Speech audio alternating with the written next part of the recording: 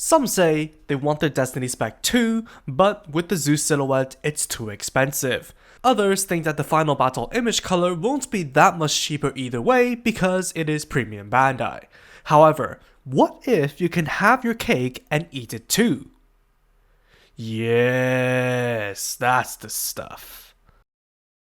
What is going on, guys? MJ2005 Gundam here, and today I'm going to be reviewing the high-grade Destiny Gundam Spec II and Zeus silhouette from Gundam Seed Freedom.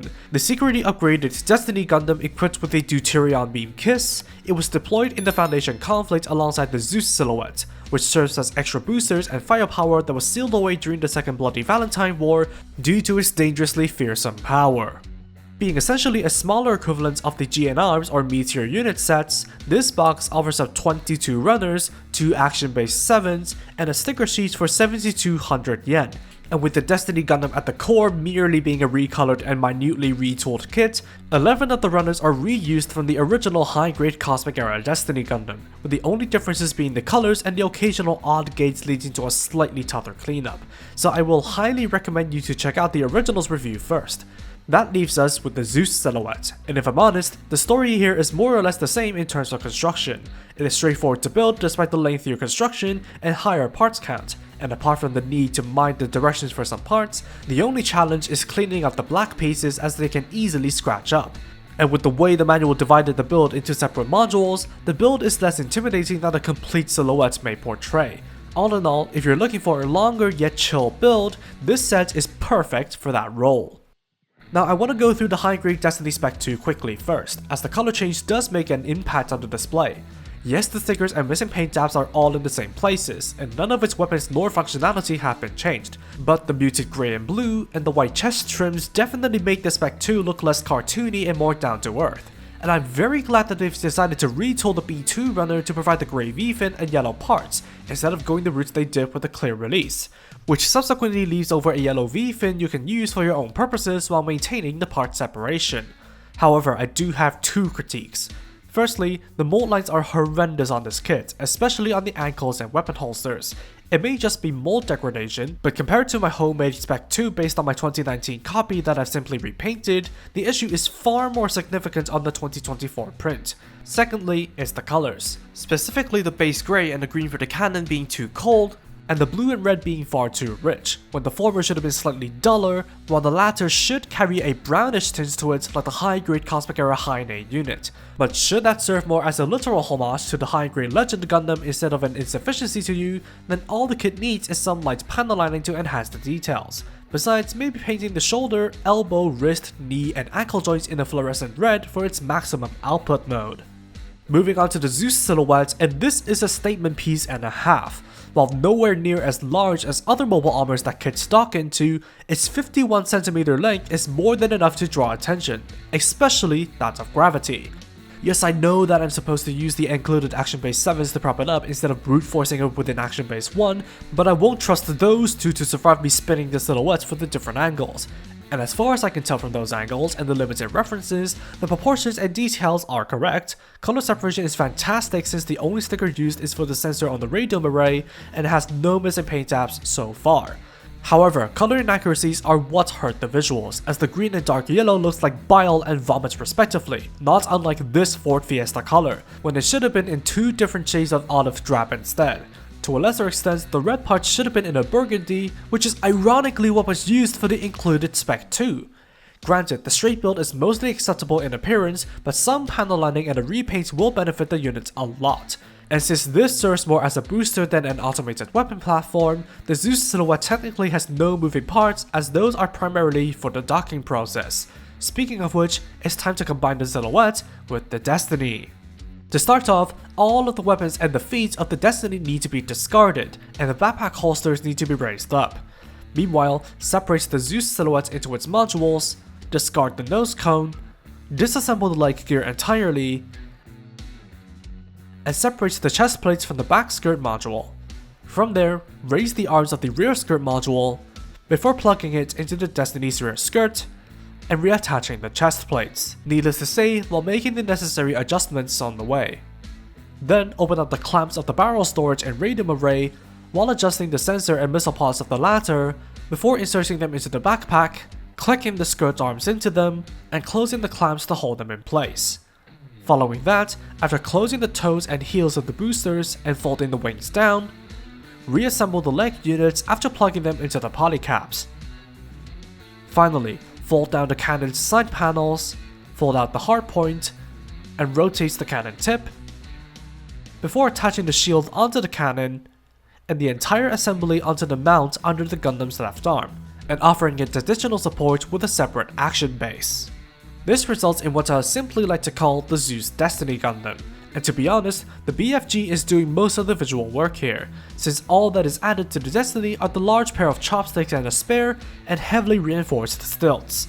Thankfully, not too much color is added, so even though the green and dark yellow look disgusting, the two different color schemes still somehow work cohesively, while the heavy equipment and reinforced armor keeps the design proportionally balanced. That being said, however, there really isn't much else that I haven't mentioned when talking about each of their visuals, and because the configuration is so colorful, panel lining is rather secondary to this display, so leaving it as a snap build is a perfectly viable option. Movement is where it gets interesting, as besides the waist rotation and weapon holsters being locked in place, and the legs effectively only having the split and bends left, the wings are completely unhindered. Then, the dangerously tight wings on the legs, missile pods on the shins, and the heels and toes can adjust to your liking. Meanwhile, the arm for the cannon has 6 points of rotation and bending for plenty of adjustability. And that's without considering the base bend and rotation, and the folding hardpoints on the cannon itself. The articulation of the Zeus Destiny isn't really hampered all that much, and the points that are restricted don't really hurt the kit that much since it only has one tangible pose, which can be sufficiently fulfilled by the 9 points of movements that adjusts the cannon. That being said, even though the kit does include 2 action-based 7s, I will not recommend using those to prop the kit up, as it puts too much load on the ring-like joint structures. And it doesn't help that coordinating 2 bases is painful and will cause the kit to sway and burden the arms even more. I will highly recommend getting an action base 1 for the body, as the larger base, 2 point support, and the screws can really help with a more secure display. That being said, the waist, in particular the dropping hip piece, still has to take all the weight of the upper body, including the cannon, so it may not only break the action base peg through all the fiddling, but also disassemble itself. Meanwhile, the downside of using a polycap in the forearms really shows while navigating around the large chunky pieces. In terms of accessories, there are the easily forgettable missile pods on the radome array and missile launchers on the legs. A pair of the former can be accessed by just opening the hatches, while the latter can be accessed by tucking the hatch up to the Goldilocks zone, revealing color separated missiles that can do with some black between them. The opposite is true with the second set of missile pods, which can be switched out for open pieces by pressing down the larger end for removal. Those reveal 3 missiles per open hatch, which will have to be meticulously painted red with a steady hand under the microscope. And of course, the insides of the radome missile pods need some frame green, which I couldn't care about because it only ever used the missiles in the background. Evidently, the party piece is the linear cannon mounted in front. To use this, the section of the topmost barrel needs to be replaced for an extended version with a foldable handle, before it is connected to the tip of the cannon, while a piece of the cannon pop off from the side to reveal a second foldable handle. From there, it's only a matter of coordinating the arms of the Gundam, cannon, and action bases to align the handles with the hands, as they simply slide on for use. And to all of the Advanced of Zeta fans out there, here's your miniaturized big weight cannon too. But because it is so well supported by the chest connection and action base, its only problem is the space that it takes up, as it is 48 cm long and leaves the better question of whether you want a car park access barrier or a skyscraper on your shelf. However, if you're wondering if the other 2 barrels are usable, the answer is no, as they not only don't have the separate handle section, but also a rather unsightly track on top. But hey, you can just remove them to depict one or both barrels having been used and discarded, or have some fun by infinitely stacking them if you have more. Finally, the nose cone of the silhouettes can be displayed separately on an additional action base as well.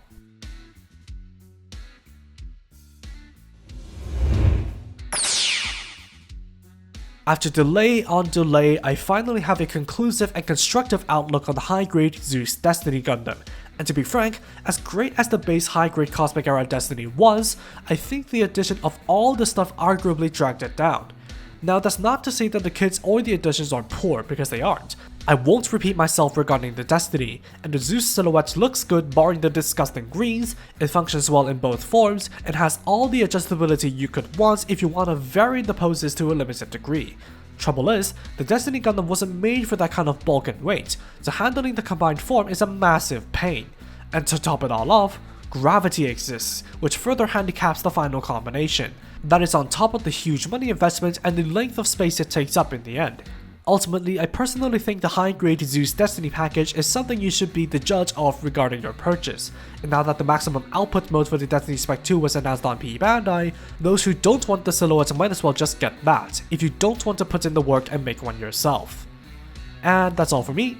Thank you for watching, drop a like and comment if you did enjoy the video, subscribe for more content like this, and a special thank you to the channel members, credits in the description below. That said, take it easy, stay safe, and I'll see you all in the next video. Peace out guys, bye bye.